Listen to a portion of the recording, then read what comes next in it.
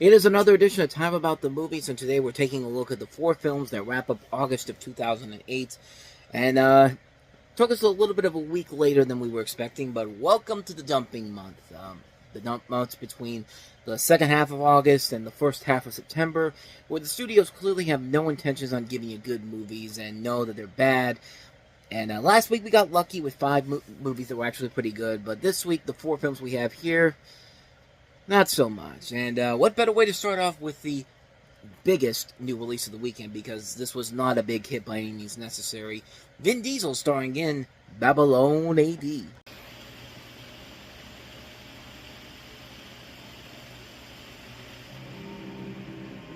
Save the planet. What for? Life's simple. Kill or be killed. A survivor's code. My code. And it all sounds great until the day you find yourself confronted by a choice. A choice to make a difference or to walk away and save yourself. I learned something that day. Too bad it was the day I died.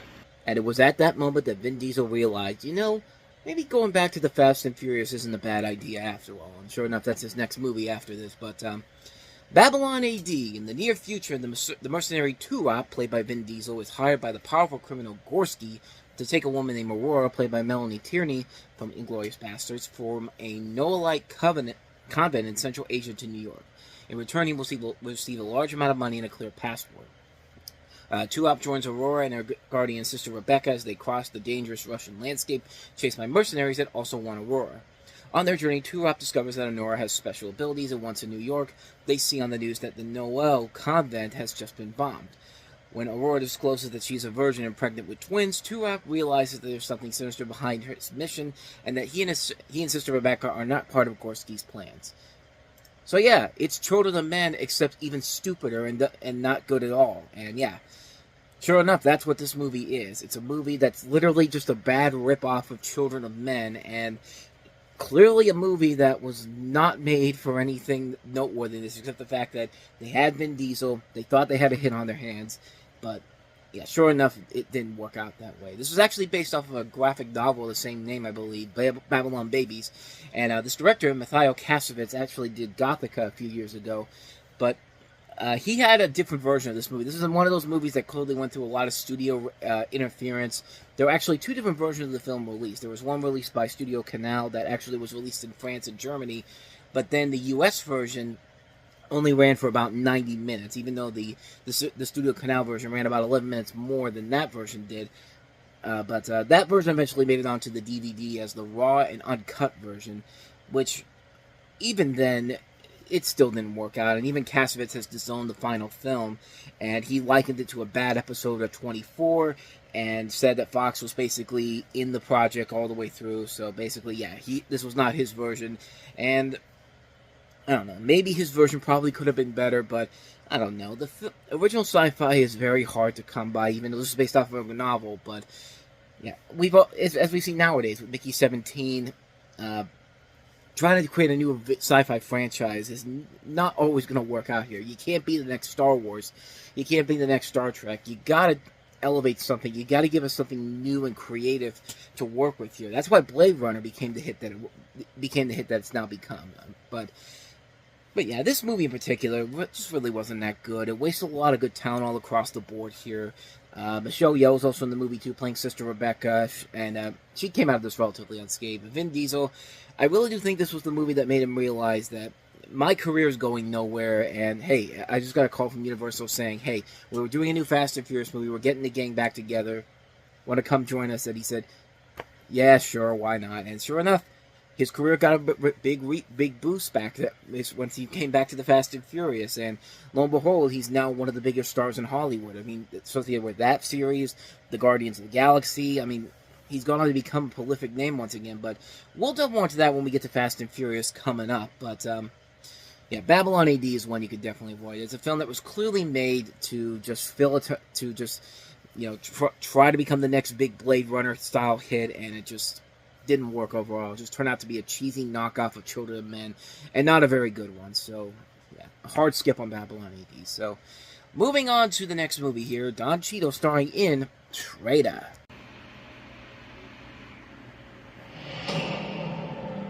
About 6 months ago, we picked up an intercept. Raise the threat level. Double up protection. The White House is going to want action. Don't you have a guy on the inside? He's gone silent. For all I know, he's gone over to the other side. I need to know the truth. The truth is complicated. Do you realize how far I've gone to protect your identity? Nobody knows you even exist. When deception is your greatest weapon. There's been a bomb in this bank. We should be concentrating on the one suspect that we have. Every move is life or death. What are you from? All over. That's an encrypted phone. Nobody can listen in. Including the FBI? Especially the FBI. This August, We need to find him before this happens again. I think he's leading us on a goose chase. How far are you willing to take this? the only person he can trust This is a war. You do what it takes to win. is himself. You know who you sound like, right? Remember who you answer to.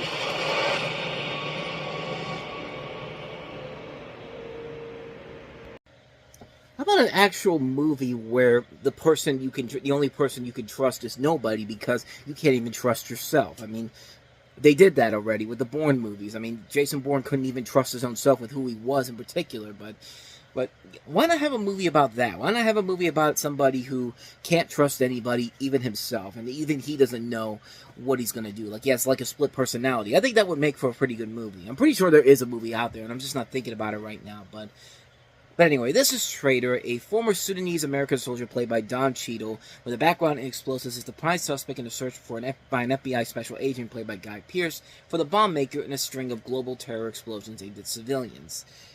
And the most interesting thing about this movie is that this is actually based off of a story by, of all people, Steve Martin. That's Steve Martin. I'm thinking to myself, I did not realize that until I saw the name in the credits. I'm thinking, what the hell is Steve Martin doing involved in this film? And sure enough, I mean, he wrote the story for this film. He's not in the movie at all, but, I mean, I find that kind of interesting, but then again, that's probably the only remotely interesting thing about the movie in general. The rest of the film itself, it is what you think it is. I mean, it basically looks like another episode of 24 or an episode of Homeland, that type of show, but this director, Jeffrey Nachmanoff, he's done a lot of notable he's done some notable things. The Day After Tomorrow. He has worked essentially in television with stuff, but not until well after this movie came out. Like he did Detroit 187, Homeland, Chicago Fire, Hostage, The Brave. Was one of the directors on Daredevil Born Again. And, you know, I don't know. I watched this movie and really I didn't get too much out of it per se. It was a film that is mostly going by with the talent that they have involved in here, because you see Don Cheadle, you see Jeff Daniels, you see Guy Pearce, Neil McDonough. There's some notable names all across the board in here. Archie Panjabi from The Good Wife is in here. But, yeah, other than that, though, this is a film that really kind of comes and goes. It's a film that probably has good intentions overall, and it's a curiosity thing just to see what Steve Martin's able to do with a story that he wrote. I mean, he didn't have a hand in the script and all, but just the fact that his name is attached to this film is kind of intriguing on its own merits, but it's just not enough to save the film in general. It's kind of a typical bland film, released by Overture Films again. Overture Films, we've kind of talked about their films overall, and so far, they have not had any real winners, or movies that I should say, or something actually kind of worth watching, but who knows? Maybe that'll change down the road here. And in fact, it will change, because there is a couple of movies here coming up that I've seen from them that are actually kind of good. But not this one. So, yeah, a skip on Traitor, unfortunately. So, and let's go to the King of Crapola, Jason Freeberg, Kings of Crapola, I should say, Jason Freeberg and Aaron Seltzer, with their latest abysmal mess that was so terrible that Fox basically said, we don't want nothing to do anymore. We've got our own bad slate of movies that we've got to deal with for the rest of the year. So we're going to ship you off to Lionsgate. They'll take anything. And sure enough, they saw this and said, oh, hell yes, we'll take this Aster movie from you.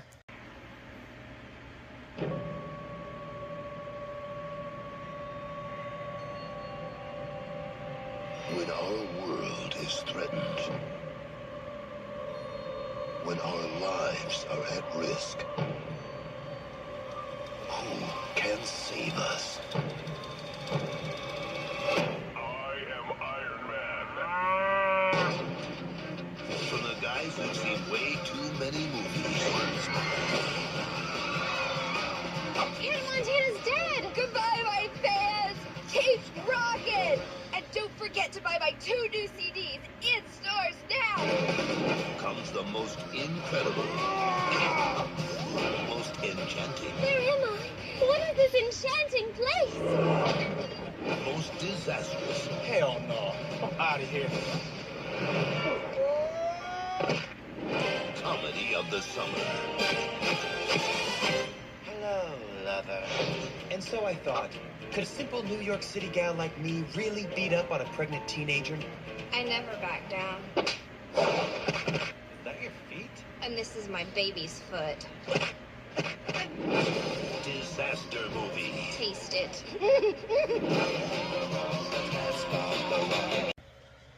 I mean, did you really expect anything from classy from Jason Friedberg and Aaron Seltzer at this point? Yeah, because this is absolutely horrible. This is one of the worst things you'll ever see. But again, should you really be that surprised? The film is mainly a parody of the disaster film genre, which it really is not. It's basically just it's like with Meet the Spartans. It's basically, hey, you know those movies that you saw over the last 9 months? Here we have a movie with everything on them. Like, you've got everything from Cloverfield, Indiana Jones, 10,000 BC, the 2008 American Gladiator show, Amy Winehouse, Juno, Sex and the City, You Don't Mess with a Zohan, Kung Fu Panda, Alvin and the Chipmunks, The Incredible Hulk, Iron Man, The Dark Knight. I mean, it's all these different things. Things that the filmmakers themselves even admitted they knew nothing about going into it. They started shooting this movie before the summer even began. They shot this just days before Iron Man opened. How do you put a script together like this? Well, simple thing is that you don't. They freely admitted that when they wrote this, they said that they didn't even write the script. They just watched trailer footage to get the basic idea of the film.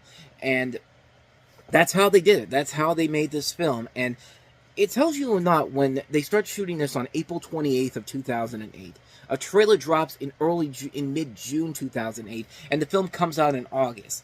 The thing did not even take 4 months to get together, and somehow they were able to convince Lionsgate and this company, Grosvenor Park, whatever that is, to give them $20 million to make this movie. And this is the end result you get: a terrible-looking film that is nothing but, that claims it's a spoof film, but it's just references all across the board and not good ones whatsoever.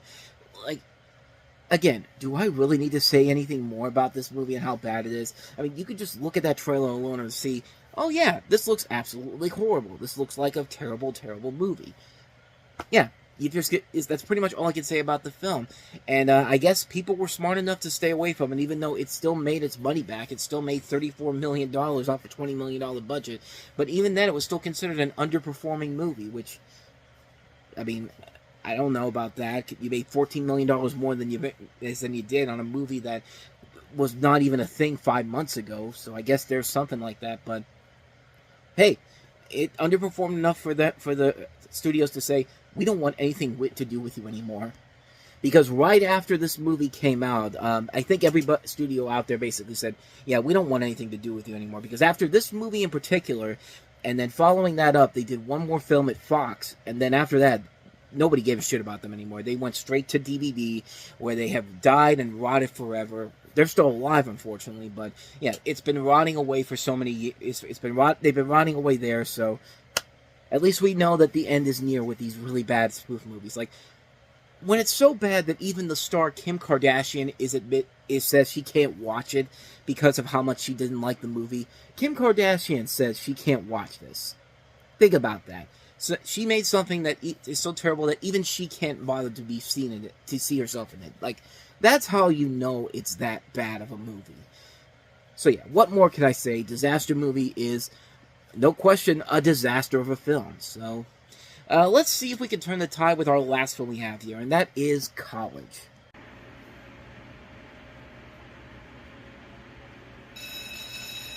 So you guys going on some sort of road trip to Philmont this weekend? I just went there to visit my bro. Almost didn't make it back. Almost didn't make it back. Dude, it's just college. Yeah, see, that's what I thought. I didn't sleep for 3 days, okay? I don't have any money left in my bank account. I maxed out my parents' credit card, which was only supposed to be used in case of an emergency. I tried smoking a tampon, wet my brother's bed twice. Stole a car, got in a bar fight, ate some goldfish, played naked frisbee, found a tattoo on my lower back of a unicorn. Don't remember getting that. I laughed, I cried. So all in all, I'd say it was pretty much the best weekend of my life. Every year, millions of young Americans take a trip that will change their lives forever. This is definitely better than the brochure. The College Visit. We're in town for the weekend, and we were just kind of wondering if you guys could show us around. What college are you visiting from? We're actually still in high school. Alrighty then. We'll see you guys later. This summer, Is this the Beta Phi house? We're supposed to be staying here this weekend. Oh, yeah. We call this room the dungeon. Watch the step. for 3 best friends. This is insane. No, man. This is college. Getting what they want. Whoa. What are you guys, freshmen? Yeah, we're freshmen. I'm sure that will age beautifully. Of course, that's Drake Bell there, but, hey, I hope you were laughing because that is literally every single college movie you've ever seen in your life crammed into this one movie, and, yeah, it's not funny whatsoever. You have, Drake Bell among these 3 high school seniors, the other 2 are Andrew Caldwell and Kevin Cavas, who spend the weekend visiting Philmont University for freshman orientation and get involved in various antics. And, of course, Haley Bennett's got to be the love interest to Drake Bell's character. You see Ryan Pinkston from Punked in here, too. Aside from that, though, there's nothing about this movie that's original or clever or funny or anything unique or anything that you haven't seen done in every other college movie ever made. I mean, this is literally the equivalent of watching the Cliff Notes versions of stuff like American Pie, Revenge of the Nerds, Animal House, Porky's, like all these different high school, college comedies that you've seen done much better and much funnier. Fast Times at Ridgemont High.